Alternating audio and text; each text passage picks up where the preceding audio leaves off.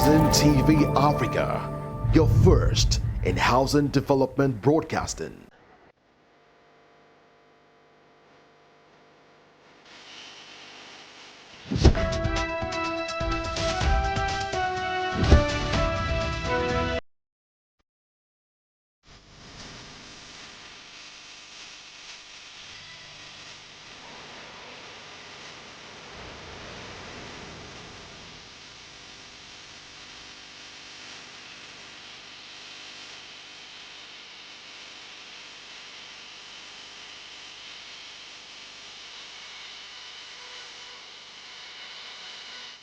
Hello and welcome to Housing TV News of this hour. I am Imana Bagudu. Here are the top stories for the day.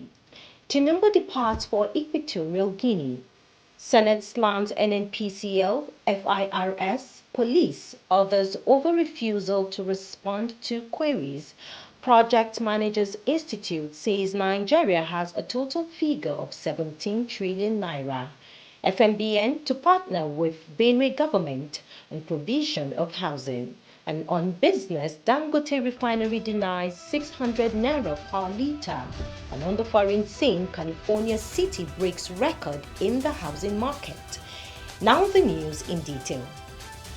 President Bola Tinubu has arrived Malabo, Equatorial Guinea for a 3-day official visit to honor the invitation of President Teodoro Obiang Nguema Mbasogo, Chairman, Nigeria Governors Forum, and Kwara State Governor Abdulrahman Abdulrazak, Chief of Staff to the President Femi Gbajabiamila, are among those who bade farewell to the President at departure in Abuja. Now, the Senate Public Accounts Committee has voiced its growing frustration over the persistent non-cooperation of certain ministries, departments, and agencies in responding to audit queries raised in the Auditor General's report for the year ended December 31st, 2019. The chairman of the committee, Senator Ahmed Wadada, while addressing journalists on Tuesday, read the Riot Act to MDAs that shunned invitations by the Senate. Expressing disappointment with these agencies, the committee emphasized that their failure to attend public hearings and respond to queries hinder the committee's efforts to submit a timely report to the Senate plenary. Among the MDAs identified as particularly non-compliant are the Office of the Accountant General of the Federation, Nigerian Mining Cadastral Office, Federal Inland Revenue Service, Nigerian Upstream Petroleum Regulatory Commission, amongst others.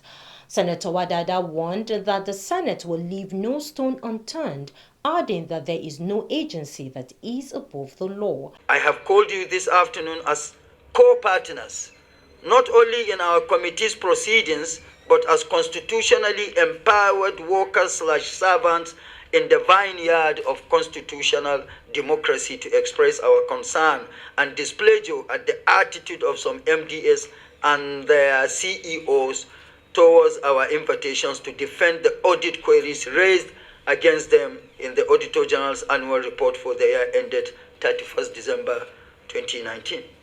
It is worthy to state that the committee commenced the consideration of the audit report in October 2023 with a view to presenting its report to the plenary. However, some agencies have willfully failed to honor invitations to defend their written responses to the audit queries as submitted to the committee secretariat. He further added that failure to appear will attract unpalatable consequences from the committee and the Senate.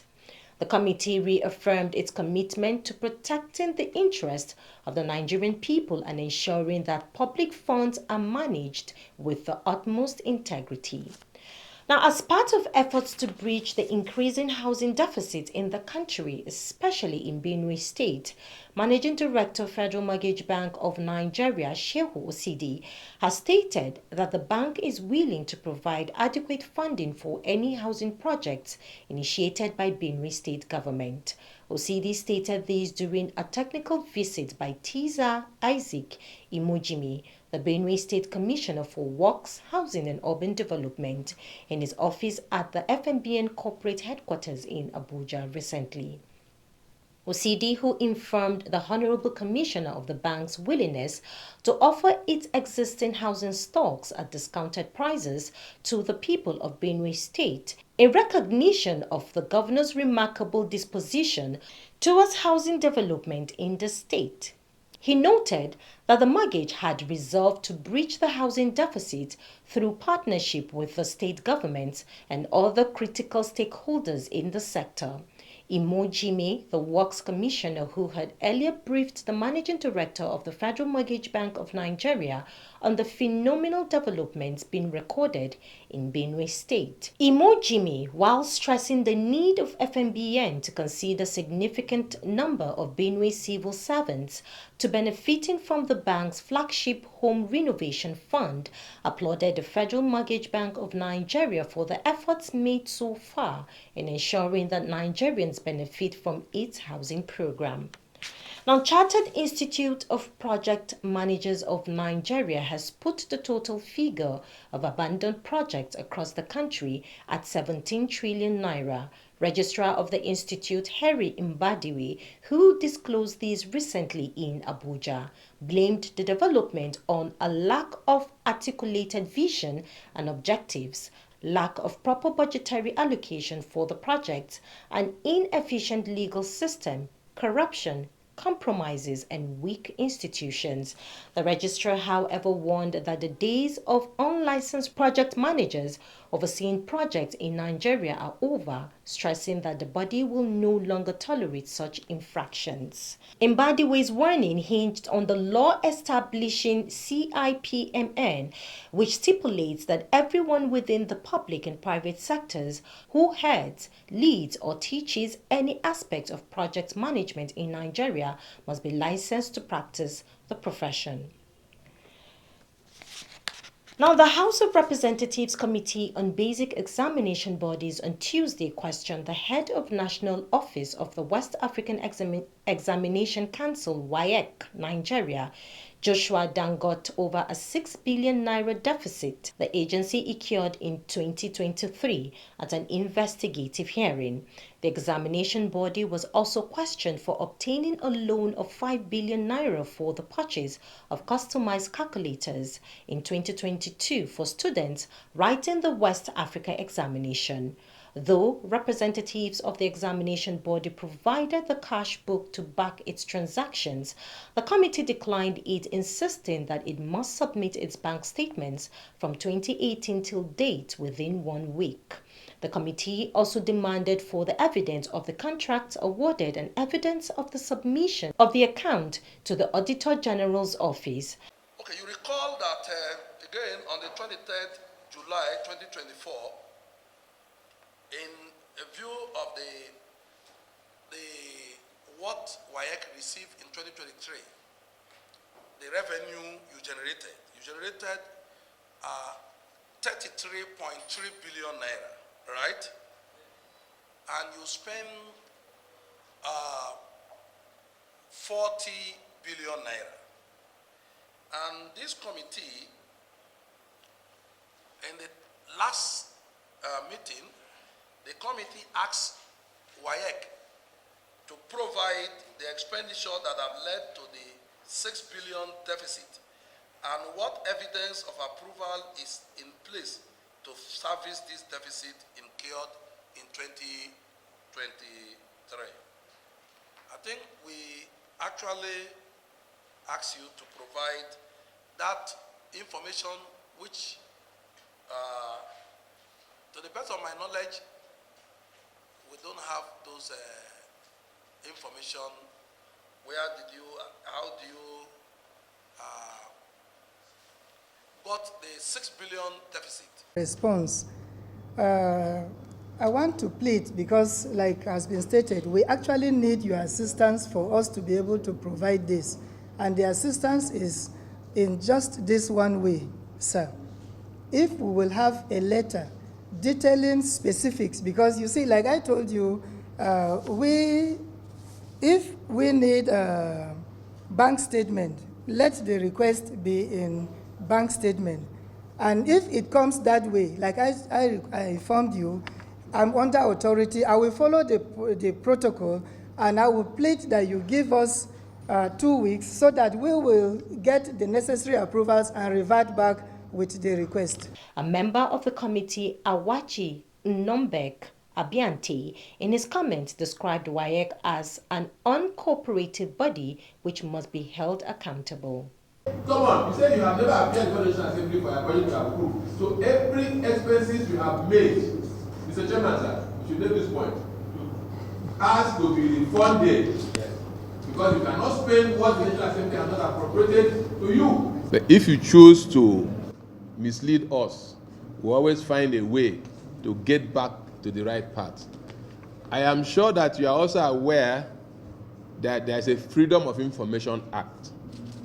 So no matter what you want to tell us, no matter what you want to do, this House, as represented by this committee, has every means available to extract the bank statements of WAEC Nigeria.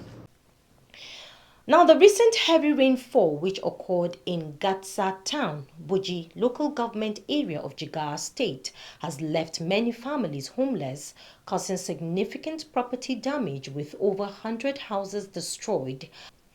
Confirming the incident in a statement, Public Relations Officer, Nigerian Security and Civil Defense Corps, Jigawa State Command, Badruddin Tijani, said preliminary reports indicate that the severe weather conditions lead to widespread flooding, which overwhelmed the town's drainage systems. The House Representatives Special Committee on Oil Theft and Losses has recommended a special intervention fund for the Nigerian Security and Civil Defense Corps and the Nigerian Customs Service to enable them perform optimally.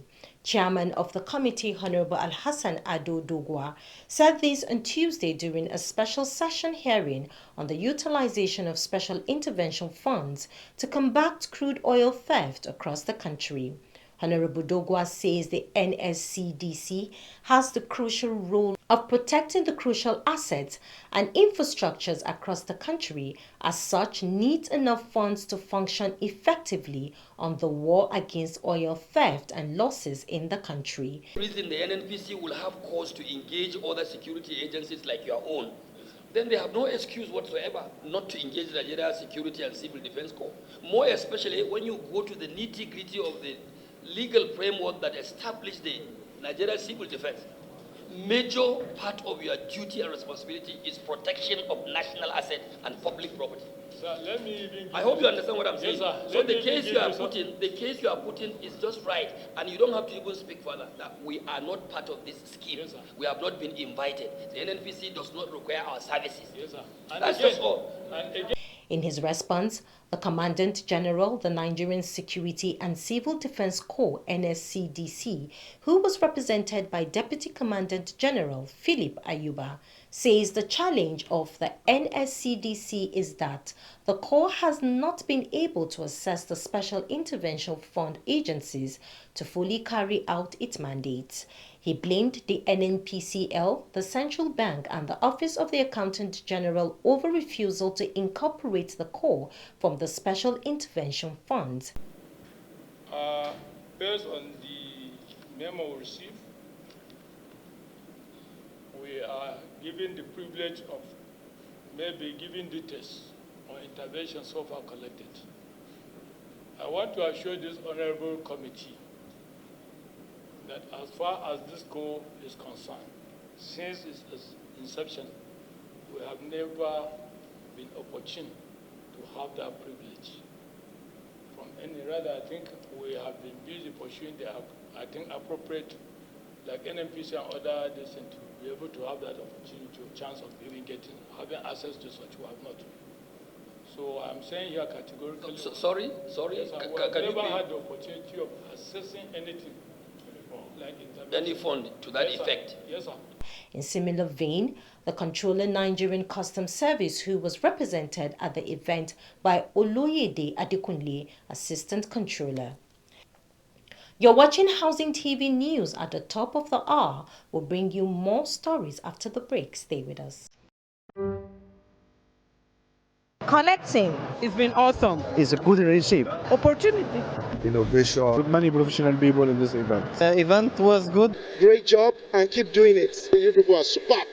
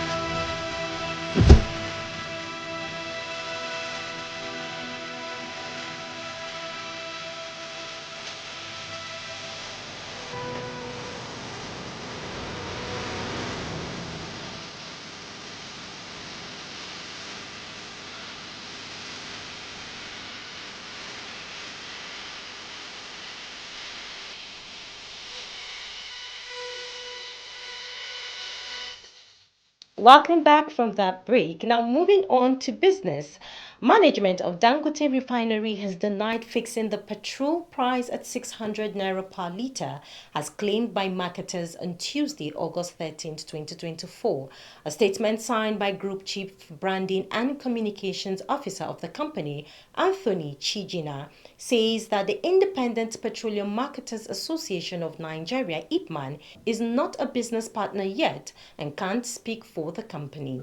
Recall that IPMAN National Vice President Hamid Fashola, speaking with newsmen on Monday, said that the $20 billion refinery will bring down the cost of fuel if it gets the needed support, hoping that the Dangote Petroleum Refinery will sell its petrol at 600 naira or 650 naira per litre when it is finally released into the market.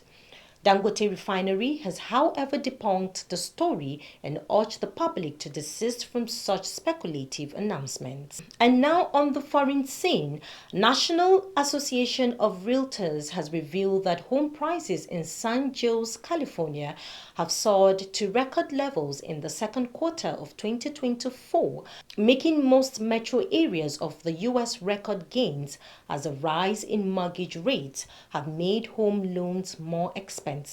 In a report published recently, it revealed that the median price for a previously owned single-family home in San Jose rose to a little more than $2 million. The association also pointed out that median prices for existing single-family properties nationwide shot up nearly 5% to a little more than $422,000. Speaker of the ECOWAS Parliament, Maimunatu Ibrahima, is calling on ECOWAS member states to scale up funding for the institution to meet up its prevailing multifaceted challenges. Ibrahima stated this during the Parliament Joint Committee meeting on Administration Budget, Finance, Public Account, and Economic Research in Abidjan, Ivory Coast. Now, lastly, on the foreign scene, Connecticut has recently reported a significant increase in homelessness, up 13% from 2023 to 2024, driven by rising cost and limited supply. Officials noted during the annual point-in-time count in January that about 3,410 individuals experiencing homelessness, reflective of a broader trend of growing vulnerability amongst residents. The U.S. housing market is undergoing dramatic transformations, with mixed stories emerging from various corners of the state. These has spurred developers and lawmakers to seek innovative solutions to combat housing shortages, particularly as more residents face housing instability and homelessness.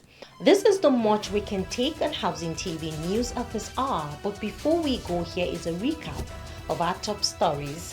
Tinubu departs for Equatorial Guinea. Senate slams NNPCL, FIRS, police, others over refusal to respond to queries. Project Managers Institute says Nigeria has a total figure of 17 trillion naira. FMBN to partner with Benue government on provision of housing. And on business, Dangote refinery denies 600 naira per litre. And on the foreign scene, California City breaks record in the housing market. For more news in the housing sector, just subscribe to Housing TV Africa on YouTube and follow Housing TV Africa on all social media platforms. Do not forget to download Housing TV mobile app to stay connected wherever you go. I am Nimana Bagudu. Thanks for watching and bye for now.